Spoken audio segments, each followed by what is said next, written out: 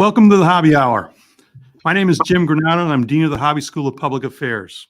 Joining me today is Paul Hobby to discuss his book, Glorious Tension, Rediscovering Our Sacred Middle Ground in an Age of Extremism. Paul will share his family's legacy of public service and what inspired him to author a book on political ideologies, compromise, and moderation. He will also highlight the significance of thinking critically outside ideological frameworks for the next generation of leaders. A little bit about our speaker today. I'm going to be very brief, but if I were to talk about the things he's accomplished in his life, it would take up the whole hour. So I won't do that. So Paul is the founder and managing partner of Genesis Park, a private fund manager. He has served as chairman of the Texas Ethics Commission, the Greater Houston Partnership, the Houston branch of the Federal Reserve Bank of Dallas, the Texas General Services Commission, and the Texas Business Hall of Fame. Now, the Hobby family has a long history of public service in Texas, and Paul is the generation that's carried that on. Paul, welcome. Thank you very much. Can I call you Jim, Dean Granato? Yes, please. Okay. Okay, to start, before we explore some of the key concepts outlined in your book, what motivated you to write this? Well, it was sort of, a cathartic impulse during COVID. We were all trying to stay sane, and you can only work in your garden so long. And so I'm sort of self-scribbling, not really knowing where this was going or thinking it would be published. And it became a self-challenge that can you make the centrist position readable, if not compelling. Certainly this isn't a bodice ripper, but can you make it readable for people who don't otherwise agree with each other, to re-examine their own beliefs, understand their own brain chemistry, try and reframe the problem going forward? All that sounds like a big snooze, and maybe it is, compared to wedge issues and all sorts of sexy emotional buttons that get pushed all too regularly in public life today. But what crystallized it for me, Jim, was in the first chapter, I've reproduced a large portion of a speech that my grandmother gave to a national women's group in 1938. And it is so current, it just gives you chills because it reads like ripped from the headlines, current event kind of stuff. But the point that she is making is that extremism leads to totalitarianism, despotism, whatever you want to call that, and people die, lots of them. So the whole idea that that mass delusion is somehow okay, it's not okay. And obviously we've seen these signs all around us. And so I was saying, okay, well, let's try and reframe the problem. Let's try and get people to have some serious conversations in the mirror, because what's going on here, it's not just amusing, it's dangerous. So that crystallized the notion that I had to get something out there. And so this is it. You start the book with something you call initial self-diagnostic. What is that, and is that the heart of the problem in your mind? I've been to too many dinner parties, and maybe you have, when people say, gosh, why is everything so partisan today? Why are people so angry and divided? And, I usually flip it around because I have a pretty good sense of what their answer is. I'm like, gosh, why do you think? And they'll say, well, because those other people are so crazy. And you go, wow, I kind of know something about problem solving, and I don't think that approach is going to get us from here to where we want to go.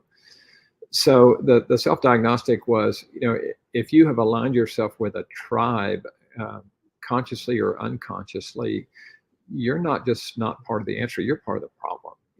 If somebody asks you about your defense of Donald Trump and you immediately start talking about Biden or Hillary, then you're not able to defend your argument on the merits. Contrarily, if somebody attacks Biden and you start talking about Trump, you've got the same problem. You need to be able to defend your position logically with respect to others. But we've gotten all these get out of jail cards where all we have to do is start talking about the other side, as opposed to a thoughtful defense of the other, of your preferred position. And so it's this tribalism that has killed a lot of people over time, and has already killed some people in this country, and may kill a lot more unless we sort of wake up and quit it. What makes the polarization we see today different than the past? Are there a lot of similarities? Well, I'll say this. I think it's different than any time in my lifetime. And again, I was very young during the 60s. I was born in 1960. And I mentioned in the book that Karl Rove does a convincing riff that the Gilded Age was worse. And then if you talk to some old timers, they'd say the 70s or the 60s was worse. And maybe it was, but this is certainly unique in my experience. It's not unique in all the world. You probably, certainly I was completely not understanding how the Nazi age could occur. I was not understanding how McCarthyism could occur. But you do understand that now because you've seen it in real time in your generation. And this is an attempt to pull that apart and have everybody look in the mirror and say, wow, my brain is built for rabbit holes, and I've got to use philosophy, education, religion, whatever toolkit I have to avoid that happening, because that's what your brain wants to do. You use the term false binaries. What are they? What is the way out of that problem? False binaries. I was listening to a podcast the other day, and they were interviewing a guy that had written a book. This guy's a college professor, very learned sociologist sort of guy, and he'd written a book about raising boys. And he's trying to be polite, but the host of the podcast for the first 2 or 3 minutes is praising him for having the courage to be anti-girl. Because if you write a book today that's pro-boy or even about boys to the exclusion of girls, then you're anti-girl by definition in today's warped way of thinking. And he's trying to be polite, but he's sort of sputtering through the answer going, we raised 3 boys. This is kind of all I know. So, he's not anti-girl in any way, and if you sort of say, gosh, let's go there. If on women's sports, if there's some biological realities that gave rise to women's sports that we all know, love, support, celebrate, if you say that, then you're transphobic. Well, no, you're not transphobic. You're just saying there's a physical difference, and that's why women's sports exist. And we could go on and on that, gosh, if you are pro-life, then you must be also pro-infanticide. Well, these are all false binaries, false choices. I mean, stop it. This is internet banter. Figure out that person across the table, what's driving their thinking, try and meet them where they are and reason together. But that's hard because the middle is always where the good stuff is. I use the analogy of a jelly donut. A jelly donut, the middle gets celebrated, but most places, it's an alloy. It's the product of iron sharpening iron. I really think the middle is not so much a process as a hard-won result. And again, I've been in lots of environments where, you do the work to get to the middle. And I'm not just talking about politics. I'm talking about long-term, short-term trade-offs, risk-reward trade-offs in business. I'm talking about, parenting trade-offs between independence and supervision. These things are hard. There's always 2 great forces in opposition. And what keeps you humble and alive is trying to get that balance right at any given moment. But to hide behind a hashtag or a bumper sticker that says, rah, rah, if you don't believe in this, then you don't believe in that. That's lazy. It's a cop-out. It's dangerous. And so I hope that some of that comes through in the book. I mean, it seems like the false binary strategy or tactic or just pure emotion, just that's how people think that they want to win, or there's something they just believe in so deeply. If you want to engage someone long-term and have these, repeated interactions, you're not going to have that, are you? Well, that's the thing. I mean, I was raised around a legislative environment, and, I saw those guys, drink and joke together after they had disagreed loudly but civilly on the floor of the Senate, and everybody had their hard-won belief, and everybody had their say, and maybe you came to a point of compromise, or maybe you didn't. But that's the secret of a multicultural democracy, is that we do meet people in the middle. And the whole idea that compromise is now a cop-out, and that's a bad word. Wow, how did we get here? But if you personally attack somebody, or you distort their previous statement, or you do slurs or innuendos, um, I don't care what the next issue is. They now have a visceral distrust of you. And even if you might agree on the merits, you'll never know, because you won't get there, because people are people.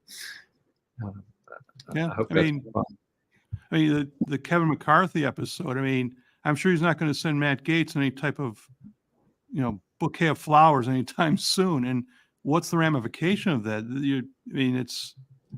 They got to work together. I mean, within the party, we're not even talking across aisle yet. So God bless them. Well, I've never been elected to anything, but I have had employees who can't get along, and I put them in a room and I said, look, getting along, it's not really an optional part of your job description. It is your job. And to the extent that you can't, then that's great. I will miss one or both of you. But the same thing with Congress. Your job is to get along so you can go forward and do the people's business, and in theory, agree on the 60 or 80% of things that we do all agree on: more education, more public safety, more environmental sensitivity. Right. Could we revisit your grandmother's speech in the 30s? Sure. Because you got a chapter called "What Is at Stake," and you actually, in the book, which I recommend everybody should read and buy. Can I do that? Can I say you can buy as a public employee? Anyway, I did it. So this speech is you didn't edit anyway. It's the full speech, isn't it? It's actually about 2/3 of the speech, Okay. but I didn't edit it within itself. This is the linear first 2/3 of that speech. Okay. So the idea is I've heard it growing up. That won't happen here, but the question she's addressing here is it can happen here. And she was watching what's happening in Germany, for example. And in reading that, so she was not a professional historian, but her grasp of all these issues was, to me, just amazing. And how was that received? Do you know? Well, it got some national coverage, and maybe it would have gotten more if it had been a man to a man's group, but I don't play those games. But she actively sent it out to a lot of people, and I didn't really realize this until I saw some reference to it in a recent book that you're also aware of, about my grandmother and grandfather.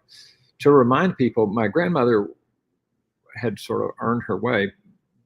She was just a girl from Killeen, and all of a sudden, displayed her merit, and she was the head of the Women's Army Corps. She had to accept at the first that it was the Women's Auxiliary Army Corps. They wouldn't make it a full Army Corps. And so she said, I'm going to take half a loaf, demonstrate the value of women in uniform, and they'll make us a full part of the Army. So she was in the power curve. She had access to information. But as you read this, you just have to remember that, we were still not nearly involved in the World War II. Probably Churchill wanted us there by then, but we weren't nearly there. And obviously before Pearl Harbor, the world is still looking at this little chump named Adolf Hitler, trying to figure out who he is and what he is. And appeasement is underway in England, where they just think, well, we'll give him the Sudetenland, we'll give him whatever, and he'll stop. Well, we now know that these dudes don't stop. And again, I don't have to tell you where that's happening in the world today.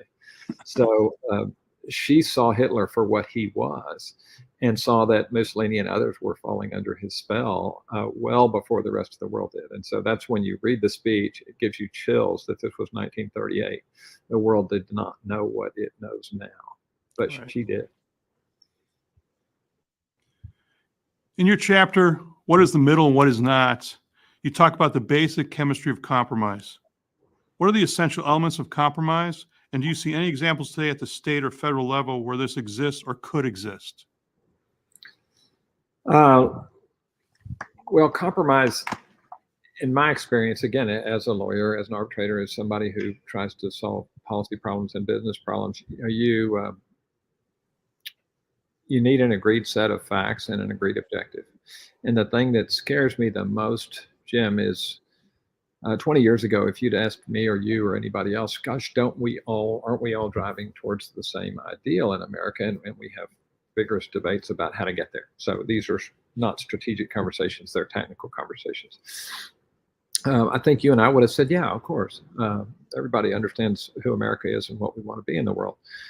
I'm not sure today that you would get all the same answers. So that does scare me that we're not all driving towards the same destination. So how in the world can we ever be expected to have the same tactics? How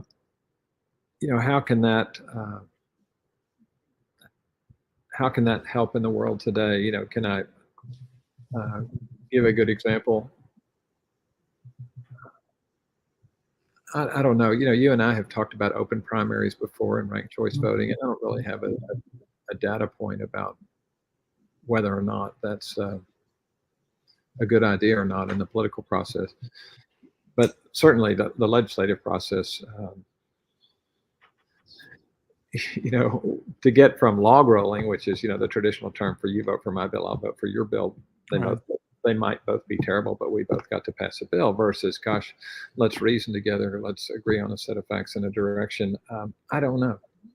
I don't have a great example for you. I will sort of sound the horn of fiscal responsibility because I do that really every waking hour. We're $30 trillion in debt. And so do people think that fiscal gravity doesn't apply to sovereigns? Do they think it's okay to steal from our grandchildren? And I skip our children because we've already stolen all their money, for sure.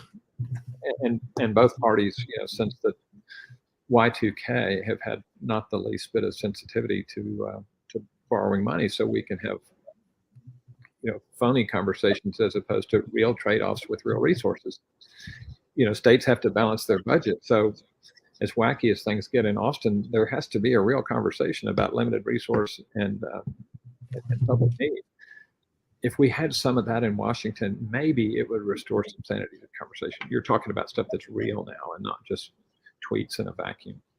All right. We do have, in terms of fiscal reform, the one bipartisan thing I remember that I thought had a lot of elements that were praiseworthy was the Bowles-Simpson agreement, where they're going to go after entitlements, which is where, as Willie Sutton says about banks, that's where the money is. And that just never got, in fact, it was done under the auspices of the Obama administration, but it just never got anywhere, which is a shame because it's there already. The question now is to get some people to try and, that are elected, implement it. And it just doesn't look like there's a coalition out there that's willing to do it. No, as you know, the rap on Bowles-Simpson was that it took a dodge on healthcare. Yeah. But it was the last clear chance to do a bunch of other things. And again, Obama had the right impulse or he wouldn't have appointed this commission. Yeah. But he just didn't have the political will to do anything with the final report. And so that was probably the last clear chance to try and not run trillion-dollar deficits. And since then, people have just given up, and it's terrifying. Yeah. You could think about the coalitions that were formed at the federal level. Reagan had the Boll Weevils, the conservative Democrats at that time. Lyndon Johnson had Northeastern Republicans to help with civil rights. You can go on, and it sounds like things are more durable when you have those types of broad-based coalition. It makes sense. You got more votes. But there's also a sense that the polarization's lessen when you see most everybody's involved with this are willing to do something about it and solve the problem. No, I couldn't agree more. I don't know if there's a question in there, but a friend of mine says, we're a multi-party country stuck in a two-party system. And if you think about that, the standard dodge, and I've used it, and maybe you have too, and that, hey, elections are about choices. Well, they're only about choices the second Tuesday in November. The rest of the time, you should be trying to affect those choices that you have in November. But it's, we're forcing people into false binaries that if Trump and Biden are going to be the choices again, and nobody wants those choices, I think you got to take a hard look at the system and say, how do we rebuild coalition government? Because it's not working. Right. In your chapter, The Old Normal, you discuss frenemies. What makes them important? And who are they in the past and who are they today? And you can use examples not only at the federal level, but I mean, examples from Texas government too. Well, maybe the gray hair makes you wistful, but I really am moved by the facts when old lions lay down together. They've been roaring at each other for decades, and then at some point they realized that a lot of their roaring was vanity or oversimplification of the world. Whatever you think is inviolate in terms of trade-offs, the middle will move on you. And so I try and tell people, because I do this, have a list of things on your iPhone that you've been dead wrong about. I also have a list on my iPhone of things that I think I'm right about, that I think I've learned. But, go back and look at that list from time to time, and whatever your firmly held belief, defense wins championships. There's going to be some facts that confound that belief. And if that leads to humbleness, if it leads to good humor, if it leads to respect for your traditional enemy, Madison or Adams and Jefferson, of course, are the ones that just sort of swoons in history. But how about de Klerk and Mandela? How about 41 and Clinton? Those guys, famous buddies after their presidency, and you would have never seen that coming. So I think I'm moved by the fact that age improves people, because it rounds off their edges, and it makes them think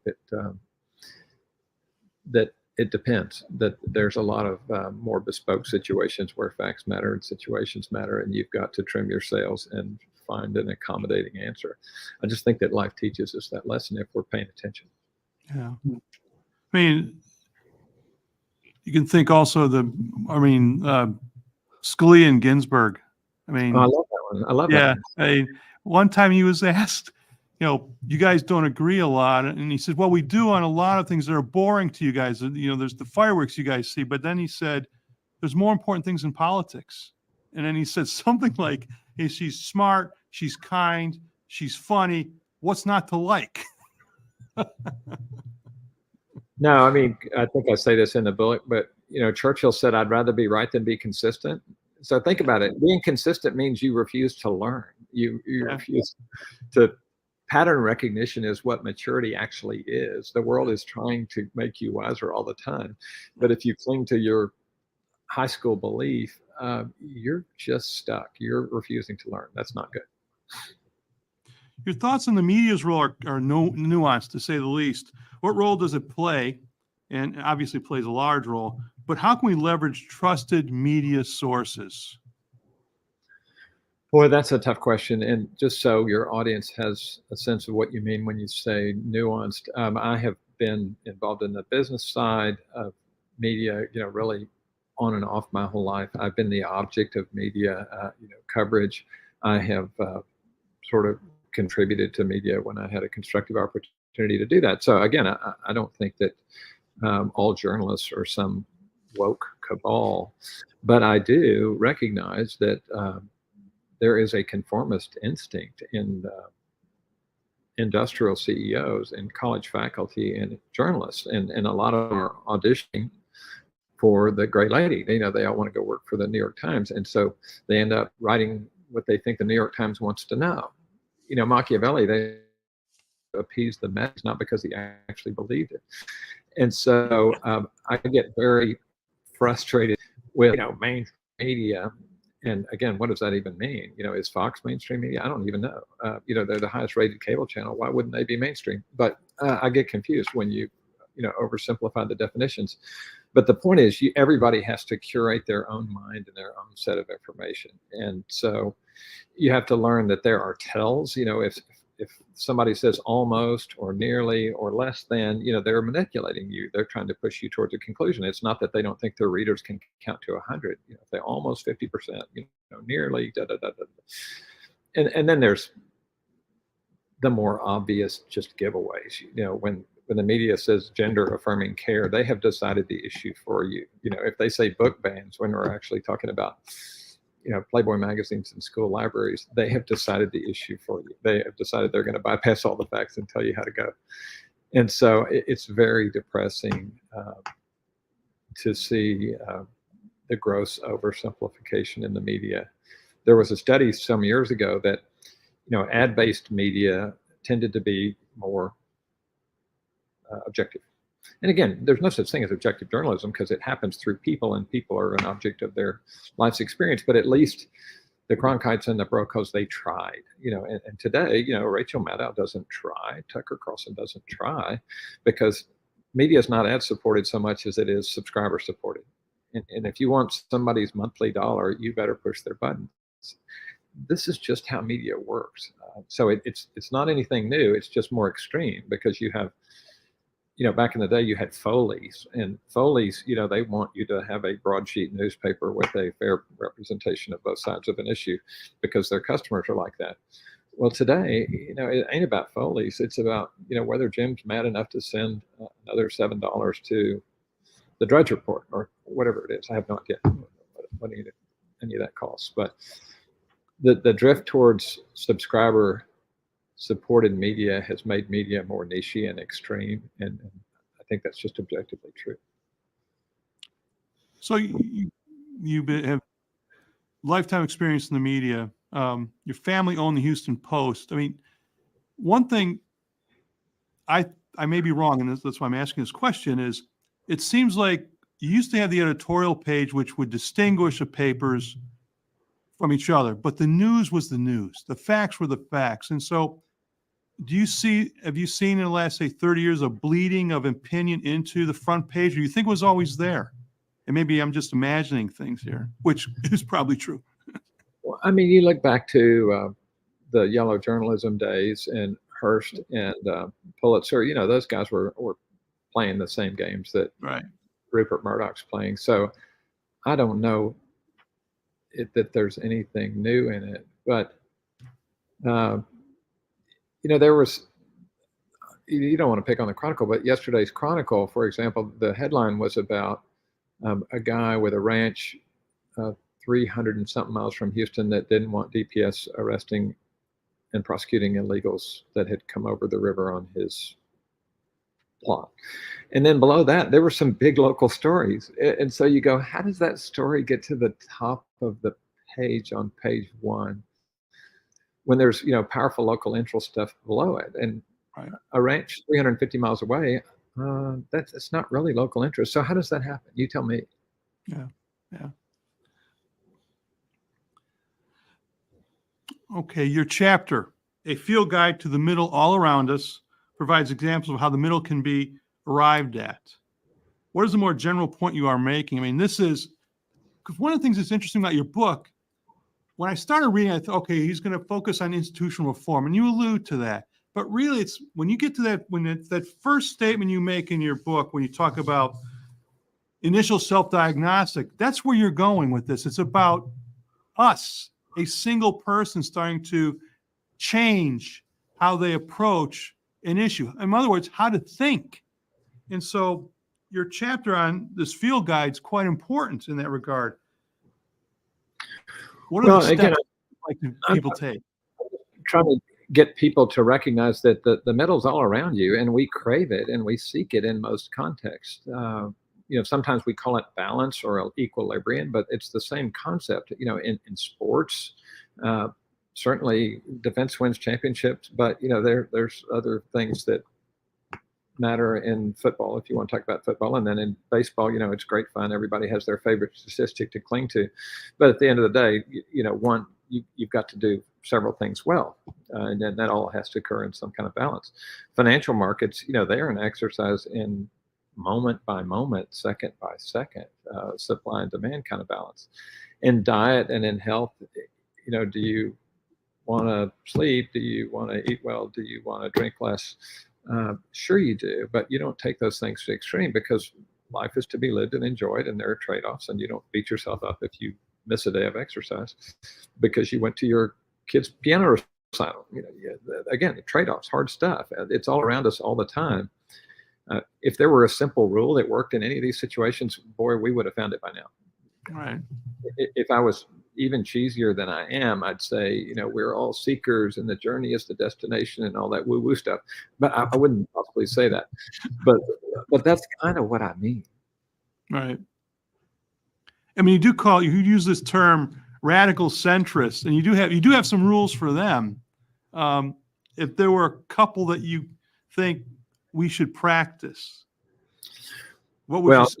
Well, remember what Feynman and others have said: the easiest person to fool is yourself. You know, start there. Start there. So don't believe everything you think. Yeah. So I guess other rules for radical centrist is, you know, try and listen. You know, try and investigate facts. When somebody sends you a video on the internet, you know, figure out whether it's altered or not. You know, somebody sent me something of Janet Yellen the other day, and I've been around Janet Yellen. I don't agree with her on everything, but she's a smart lady. And the tape was edited to make her look like a bumbling fool. Well, whatever she is, she's not a bumbling fool. And the fact that credible people are forwarding that video around as factual information, it's really sad. So, you know, curate your own inbound information and you know, run it through your test of veracity, not through somebody else's. Right. You finished the book with action items. Is there any you want to emphasize? Well, the twist, and I don't know if you saw this, but it sort of struck me late in the process of writing the book. There is that great quote from Martin Luther King that says, in the end, it's not the noise from our enemies, but the silence of our friends that matters.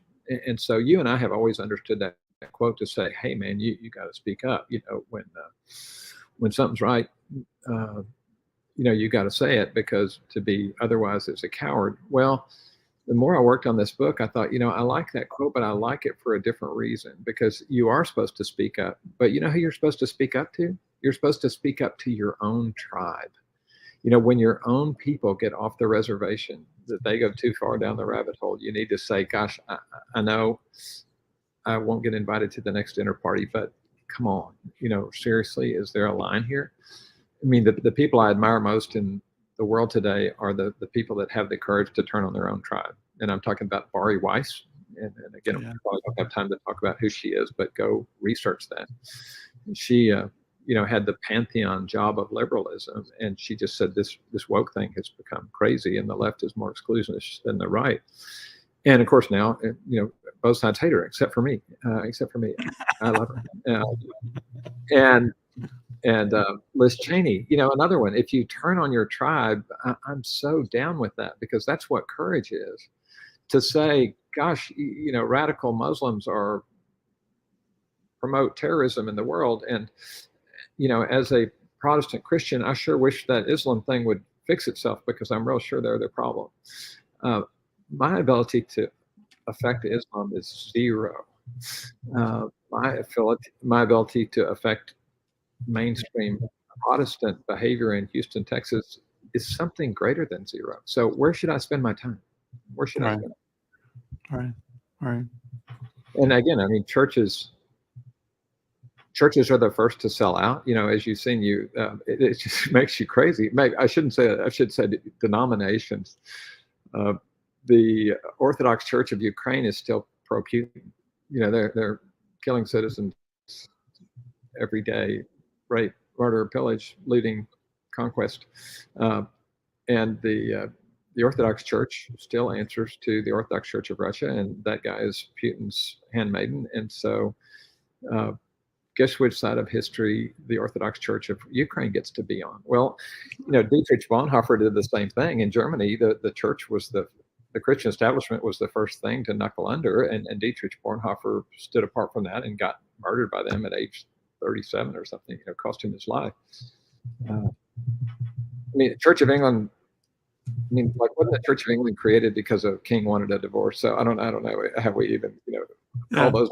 I don't know how we call balls and strikes in that situation. But that's my point: is that, you know, be Dietrich Bonhoeffer. You know, be that guy who says, "Hey, man, y'all need to zoom out and pay some attention to what your place in history might be." Yeah, yeah, yeah. So, a question from our audience.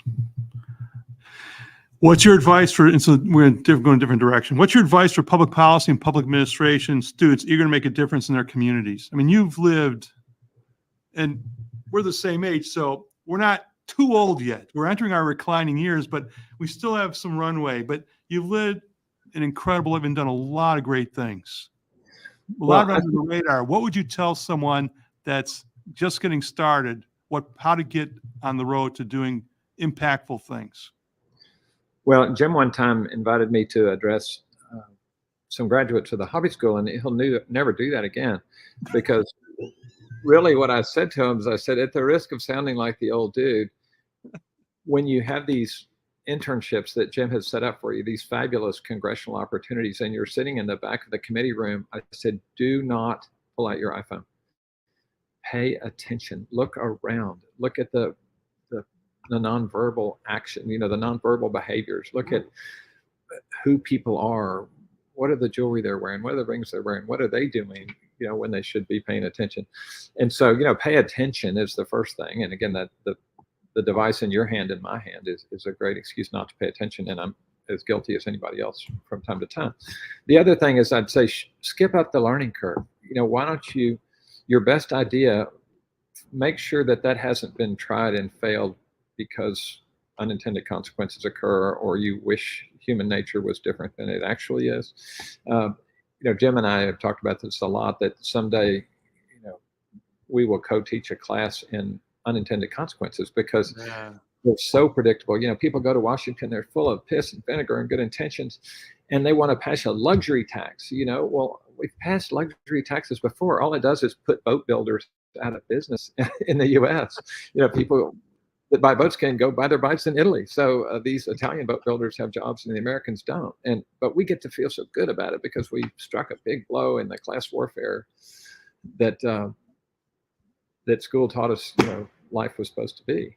So I think that's my two advices, and that is just pay attention to all the nonverbal behaviors, and who are these people in the room. You'll learn a lot more by watching them than just by listening or reading.